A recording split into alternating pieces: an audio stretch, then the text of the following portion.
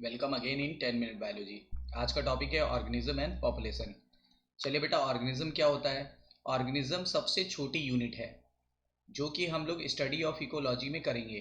तो organism is the basic unit, smallest unit. जब एक ही तरह के ऑर्गेनिज्म मिल जाते हैं जो दिखने में सेम हो, जो आपस में इंटरब्रीड कर सके। देखो लिखा है organism with similar feature and the potential to the interbreed among themselves they and produce the fertile offspring, उन्हीं को बोलते हैं स्पीसीज। जब एक ही तरह के इंडिविजुअल जब ग्रुप बना लेते हैं, जैसे हम सब इंसान हैं, हम सब के ग्रुप को स्पीसीज बोलेंगे। और जब एक ही स्पीसीज पर्टिकुलर लैंड एरिया पे रहने लगे तब इसको बोलते हैं population. Inter specific competition is for the basic need operates among the individual of the population, यानी इंटर स्पेसिफिक कॉम्पिटिशन होता रहता है ताकि हमारी बेसिक रिक्वायरमेंट्स पूरी हो सके। बायोलॉजिकल कम्युनिटी क्या होता है बेटा, जब कई सारी पॉपुलेशन, जैसे मान लो एनिमल की पॉपुलेशन है, प्लांट की पॉपुलेशन है, ठीक है, उसके बाद माइक्रोब्स की पॉपुलेशन है, जब कई सारी पॉपुलेशन यूनाइट हो जाएगी तो क्या बनेगी, कम्युनिटी।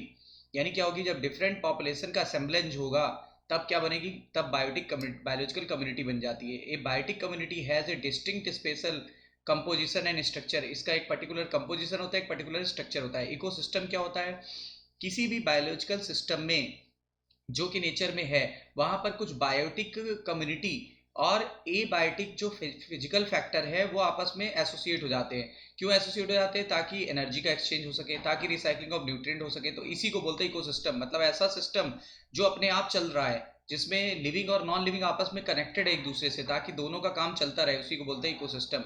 बायोम क्या होता है, बायोम सबसे बड़ा इकोसिस्टम होता है, लार्जेस्ट यूनिट है ये, ठीक है। इसमें बहुत सारे वेजिटेशन आ जाएंगे, बहुत सारे फौना यानी कि एनिमल्स आ जाएंगे, ठीक है, और बहुत सारे माइक्रोब्स आ जाएंगे स्पेसिफिक जोन में। इसमें एनुअल वेरिएशन देखने को मिलेगा, इंटेंसिटी में चेंज आएगा, टेम्परेचर के ड्यूरेशन में चेंज आएगा, प्रेसिपिटेशन में चेंज आ जाएगा। ये सब क्या होता है, ये सब बायोम की खास बात है। जैसे डिजर्ट एक बायोम है, रेन फॉरेस्ट एक बायोम है, टुंड्रा एक बायोम है। मेजर बायोम ऑफ इंडिया कौन से, ट्रॉपिकल रेन फॉरेस्ट, डेसिडुअस यानी पतझड़ वाले फॉरेस्ट, रेगिस्तान, sea coastal line area. Regional and local variation within the biome lead to the formation of a variety of habitat. NCERT की line. और habitat क्या होता है, जहां पर कोई भी ऑर्गेनिज्म रहता है उसके रहने की जगह को हैबिटेट कहते हैं। निके क्या कहते हैं, निके किसे कहते हैं, देखो जिस हैबिटेट में रह रहा है ऑर्गेनिज्म वहां कोई ना कोई रोल परफॉर्म कर रहा होगा, वहां कोई ना कोई रोल परफॉर्म कर रहा होगा। तो इकोलॉजिकल निके of the organism represent the range of condition that it can tolerate the resources. मतलब वो रिसोर्सेज को भरपूर यूज कर ले और अपना काम चलाता रहे, फंक्शनल रोल करता रहे किसी भी इकोसिस्टम में, तब उसी को बोलते हैं निके। हर एक स्पीसीज का अपना एक निके होगा। को दो स्पीसीज एक साथ सेम निके में नहीं रह सकते। जैसे मैंने बोला, आप डाइनिंग टेबल पे बैठे हुए हो और लिजर्ड आ जाए, आप खाना खा रहे हो, तो लिजर्ड को आप इनवाइट करोगे कि मार के भगा दोगे, भगा दोगे, ठीक है। यानी कि दो स्पीसीज एक साथ सेम निके में नहीं रह सकती, अदरवाइज कॉम्पिटिशन बहुत बढ़ जाएगा। बायोस्फीयर क्या होता है, टोटल जितने भी बायोम है पूरे अर्थ पे सबको जोड़ लो। कहाँ कहाँ वाले पे, हाइड्रोस्फीयर यानी पानी वालों में, लिथोस्फीयर यानी जमीन वालों में, ठीक है ना, और उसके बाद एटमॉस्फेयर यानी आसमान वालों में, सबको जोड़ लो, बायोस्फीयर बन जाएगा। इन्वायरमेंट क्या होता है, इन्वायरमेंट का मतलब होता है the sum of all biotic and abiotic factor. जितने बायोटिक फैक्टर है और एबायोटिक फैक्टर जिससे हम ऑर्गेनिज्म इन्फ्लुएंस्ड होते हैं, हम प्रभावित होते हैं, उसी को बोलते हैं इन्वायरमेंट। जैसे टेम्परेचर, वाटर, लाइट और सॉइल, ये चार मेजर एनसीईआरटी में दिए हुए हैं। सबसे पहले टेम्परेचर। टेम्परेचर सबसे इंपॉर्टेंट होता है, क्यों, और ये किससे अफेक्ट होता है, लैटिट्यूडनल और एल्टीट्यूडनल डिस्ट्रीब्यूशन ऑफ ऑर्गेनिज्म पर। और एंजाइम काइनेटिक्स को अफेक्ट करता है, जिससे बीएमआर अफेक्ट होगी। बीएमआर यानी basal metabolic rate. Eurythermal क्या होते हैं बेटा, ऐसे ऑर्गेनिज्म जो वाइड रेंज को फेस कर सकते हैं, वाइड रेंज को देखो फेस कर सकते हैं, टेम्परेचर की ज्यादा रेंज को फेस कर सकते हैं, जैसे मैमल और बर्ड, ठीक है। स्टीनोथर्मल वो होता है जो नैरो रेंज को या रेस्ट्रिक्टेड रेंज को झेल पाएंगे, जैसे पोलर बियर और पैंगुइन, ठीक है। दूसरा फैक्टर बेटा वाटर। वाटर की क्वांटिटी और क्वालिटी दोनों ही बड़ी इंपॉर्टेंट है, ठीक है। और इसी वजह से जो ऑर्गेनिज्म है वो उसका डिस्ट्रीब्यूशन वाटर पर ही डिपेंड करेगा। पीएच, सैलिनिटी और केमिकल कंपोजिशन भी बहुत इंपॉर्टेंट है, किसके लिए, एक्वेटिक ऑर्गेनिज्म के लिए। यूरी हैलीन क्या होते हैं बेटा, यूरी हैलीन वे होते हैं जो वाइड रेंज ऑफ सैलिनिटी को झेल लेते हैं। अभी तक यूरी थर्मल था, अब यूरी हैलीन हो गया। हैलीन मतलब सैलिनिटी यानी सॉल्ट को झेलने की क्षमता। स्टीनो जो रेस्ट्रिक्टेड होगा या नैरो रेंज ऑफ सैलिनिटी को झेल पाएंगे। इसका एग्जांपल था सैल्मन फिश और इसका एग्जांपल हो गया सार्क, ठीक है। तीसरा फैक्टर है लाइट। लाइट भी बहुत इंपॉर्टेंट है, स्पेशली ऑटोट्रॉप्स के लिए, ठीक है। फोटो पीरियोडिज्म भी लाइट से ये फैक्ट होता है। बिहेवियर और फिजियोलॉजिकल एडेप्टेशन के लिए भी लाइट की जरूरत होती है, ठीक है। डेंस फॉरेस्ट में जैसे बड़े बड़े पौधे हैं उनको ज़्यादा लाइट चाहिए, लेकिन उनके नीचे जो छाया में पौधे होते हैं उनको कम लाइट चाहिए। इसी तरह गहरे जो समुद्र होते हैं उनमें ऊपर वाले को तो लाइट मिलती है, नीचे वाले को कम लाइट मिलती है, लेकिन चाहिए, ठीक है। It also affect the diurnal and seasonal variation. फिर फैक्टर आया बेटा सॉइल। सॉइल जो होता है ये बहुत इंपॉर्टेंट फैक्टर होता है affecting the distribution of organism. Properties of soil किस पर डिपेंड करती है? ग्रेन के साइज पर, मिनरल कंटेंट पर, पर्कुलेशन पर, पीएच पर, इन सब पर डिपेंड करती है। और जब सॉइल बेहतर होगी तो प्लांट बेहतर होंगे, प्लांट बेहतर होंगे तो एनिमल्स भी वहाँ पे उसी टाइप के ग्रो कर जाएंगे या वहाँ पे एग्जिस्ट करेंगे। होम्योस्टेसिस क्या होती है बेटा? हमारी बॉडी के अंदर बहुत सारी डायनामिक स्टेज है, उसके बावजूद हमारी बॉडी के अंदर कॉन्स्टेंसी मेंटेन रखने की क्षमता को क्या बोलते हैं? बोलते हैं होम्योस्टेसिस। जैसे हमारी बॉडी का टेम्परेचर कभी भी लोगे तो 98.5 डिग्री फ़ारेनहाइट आएगा, इसी तरह हमारी बॉडी की जो ऑस्मोलरिटी है उसमें 300 मिली ऑस्मोल पर लीटर आती है, ठीक है। पॉपुलेशन एट्रीब्यूट क्या होता है? पॉपुलेशन एट्रीब्यूट का मतलब होता है जो पॉपुलेशन का क्वालिटी हो लेकिन इंडिविजुअल में ना दिखे, उसको बोलते हैं पॉपुलेशन का एट्रीब्यूट। जैसे पॉपुलेशन डेंसिटी। पॉपुलेशन डेंसिटी क्या होती है? Number of individual upon space, यानी कि स्पेस पर मीटर स्क्वायर। फिर बर्थ रेट या नेटैलिटी। फिर होता है कि डेथ रेट या मॉर्टैलिटी। सेक्स रेशियो होता है 1000 मेल पर कितनी फीमेल है, उसको बोलते हैं सेक्स रेशियो। और ये 50-50 होना चाहिए, यानी 1000 होना चाहिए लगभग। रिस्पॉन्स टू एबायोटिक फैक्टर में सबसे पहले आता है रेगुलेटर। रेगुलेटर वो होते हैं जो होम्योस्टेसिस को मेंटेन कर लेते हैं, जो होम्योस्टेसिस को मेंटेन कर लेते हैं, कैसे भी मेंटेन करें, चाहे फिजियोलॉजिकली और कभी कभी बिहेवियरली भी मेंटेन करते हैं। और इनकी बॉडी का टेम्परेचर और ऑस्मोलरिटी कांस्टेंट रहता है। जितने भी बर्ड और मैमल है ये, और कुछ लोअर वर्टिब्रेट्स होते हैं और कुछ इनवर्टिब्रेट होते हैं, ये रेगुलेटर होते हैं। एनसीईआरटी की लाइन है। और जो टेम्परेचर को रेगुलेट कर लेते हैं थर्मो रेगुलेशन, जो ऑस्मोलरिटी को रेगुलेट कर लेते हैं ऑस्मो रेगुलेशन, ठीक है। ह्यूमन बीइंग जो होता है वो अपनी बॉडी का टेम्परेचर मेंटेन करता है, गर्मियों में कैसे पसीना बहा के और सर्दियों में कैसे कपकपा करके, यानी सिवरिंग करके। प्लांट ऐसा नहीं कर पाते, ठीक है। तो प्लांट अपने इंटरनल टेम्परेचर को मेंटेन कैसे करते होंगे? तो वो अपना अपने हिसाब से वो कर लेते हैं। तो कन्फर्मर, मेजॉरिटी ऑफ एनिमल और लगभग सारे प्लांट्स ये कांस्टेंट इंटरनल इन्वायरमेंट मेंटेन नहीं कर पाते, मतलब ये रेगुलेटर नहीं हो सकते, तो ये कन्फर्मर बन गए। तो लिखा है their body temperature change according to the ambient temperature. इनका टेम्परेचर बाहर के वातावरण के अकॉर्डिंग बदलेगा, ठीक है। एक्वेटिक एनिमल की ऑस्मोलरिटी भी जिस मीडियम में है उसके अकॉर्डिंग चेंज हो जाएगी, एम्बिएंट वाटर के अकॉर्डिंग चेंज हो जाएगी, ठीक है। कुछ स्पीसीज इवाल्व हो गई, कुछ के अंदर एबिलिटी आ गई रेगुलेट करने की, लेकिन केवल एक लिमिटेड रेंज तक, यानी कुछ देर तक वो कन्फर्मर, कुछ देर तक वो क्या करेंगे? रेगुलेटर रहेंगे और फिर कन्फर्मर हो जाएंगे। तो पार्शियल रेगुलेटर उनको बोलते हैं। ये देखिए internal body, internal level external level के अकॉर्डिंग अगर कांस्टेंट रहे, ठीक है, बिल्कुल कांस्टेंट रह रहा है, तो ये देखिए कांस्टेंट रह रहा है, एक्सटर्नल चेंज होने के बावजूद भी इंटरनल कांस्टेंट रह रहा है तो रेगुलेटर। अगर एक्सटर्नल के साथ साथ इंटरनल भी चेंज हो रहा है कन्फर्मर, और अगर पार्शियली हो रहा है तो पार्शियल रेगुलेटर, ठीक है। पार्शियल रेगुलेटर वही होते हैं, जैसे मान लो किसी के बॉडी के ऊपर हेयर है तो हेयर हीट इंसुलेशन का काम करेंगे। Surface area, surface upon volume ratio, जो छोटे एनिमल होते हैं उनका ज़्यादा होता है, इसलिए इनको ज़्यादा हीट प्रोड्यूस करनी पड़ती है, ठीक है। ज़्यादा हीट प्रोड्यूस करनी पड़ेगी तो ये क्या ठंडे देशों में नहीं रह पाएंगे, लेकिन जो लार्जर एनिमल होते हैं उनका surface area, surface volume area small होगा तो वो उतनी हीट प्रोड्यूस कर लेंगे और वो कोल्ड जगह पे वो सर्वाइव कर जाएंगे। माइग्रेशन क्या होता है? अगर कोई भी ऑर्गेनिज्म स्ट्रेसफुल एरिया में है और वहाँ से वो उसको झेल नहीं पा रहा है तो वहां से वो मूव कर जाएगा, तो इसी को बोलते हैं temporary movement from the stressful habitat to the comfortable या हॉस्पिटेबल एरिया। और जब कंफर्टेबल, जब जब ये खत्म हो जाएगा स्ट्रेस एरिया तो ये वापस लौट आएगा। जैसे देखो ज़्यादा गर्मी पड़ती है लोग शिमला चले जाते हैं, शिमला से फिर वापस आ जाते हैं अपने घर। सस्पेंड क्या होता है? सस्पेंड भी स्ट्रेस से बचने का एक तरीका है, ठीक है। ये बियर, जैसे भालू होता है, भालू भालू क्या करता है? सर्दियों में क्या करता है? विंटर स्लीप में चला जाता है, यानी हाइबरनेशन में। इसी तरह कुछ स्नेल और फिशेस होती हैं, ये गर्मियों को झेल नहीं पाती तो ये समर स्लीप में चली जाती हैं, ठीक है। हाँ, फ्रॉग जो होता है हाइबरनेशन और एस्टिवेशन दोनों करता है। डायपॉज क्या होता है? अपने डेवलपमेंट को ही रोक लेते हैं कुछ समय के लिए। ये कहाँ होता है? जू प्लैंक्टन में। जू प्लैंक्टन में डायपॉज स्टेज देखने को मिलती है। जबकि जो बैक्टीरिया, फंजाई और लोअर प्लांट है उनमें क्या बन जाता है? उसमें थिक वॉल्ड स्पोर बन जाता है। जब एडवर्स कंडीशन खत्म हो जाती है तो ये स्पोर जनरेट कर जाते हैं। एज पिरामिड बेटा 3 तरीके के हो सकते हैं, ठीक है। एक बढ़ती हुई आबादी को शो करेंगे, एक जो होता है स्टेबल आबादी को शो करेंगे, और एक घटती हुई आबादी को शो करेंगे। ये बढ़ती हुई आबादी वाले को बोलते हैं ट्रैंगुलर, इसको बोलते हैं ट्रैंगुलर, इसको बोलते हैं बेल शेप, इसको बोलते हैं अर्न शेप। तो ये 3 तरह का हो गया।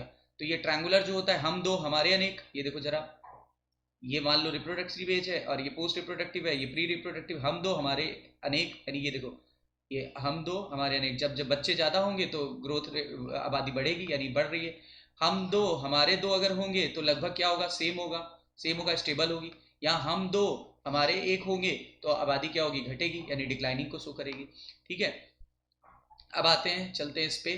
देखो एनसीईआरटी में दिया हुआ है कि पॉपुलेशन ग्रोथ रेट निकालने के लिए क्या करेंगे, एन टी प्लस वन, यानी टाइम टी के बाद वाला, इसमें ओरिजिनल टाइम वो population density time T plus one के बाद वाली ऐसे निकालेंगे। Original population density B plus I को जोड़ दो और डी प्लस ई को घटा दो। बी क्या है, बर्थ रेट, आई क्या है, आई माइग्रेशन, डी क्या है, डेथ रेट, और ई क्या है, ई माइग्रेशन। ये देखिए पॉपुलेशन डेंसिटी पे कुछ चीजें, आई माइग्रेशन क्या करेंगी, पॉपुलेशन डेंसिटी को बढ़ाएंगी, ई माइग्रेशन घटाएंगी। जैसे नेटैलिटी बढ़ा रही है, मोर्टेलिटी घटा रही है, इसी पर ये इक्वेशन दिया गया है। ठीक है, फिर आगे देखिए ग्रोथ मॉडल। ग्रोथ मॉडल दो तरह के होते हैं, एक्सपोनेंशियल या जे शेप, एक्सपोनेंशियल या जे शेप्ड। इसके लिए हम लोग फॉलो करेंगे क्या, इसमें कोई बैरियर नहीं होता है। इसमें क्या होता है, फूड और स्पेस बहुत ज़्यादा अवेलेबल होता है, अनलिमिटेड मात्रा में अवेलेबल होता है हर एक स्पीसीज के लिए, तो तेजी से ग्रो कर देते हैं, उनकी आबादी बहुत तेजी से बढ़ जाएगी।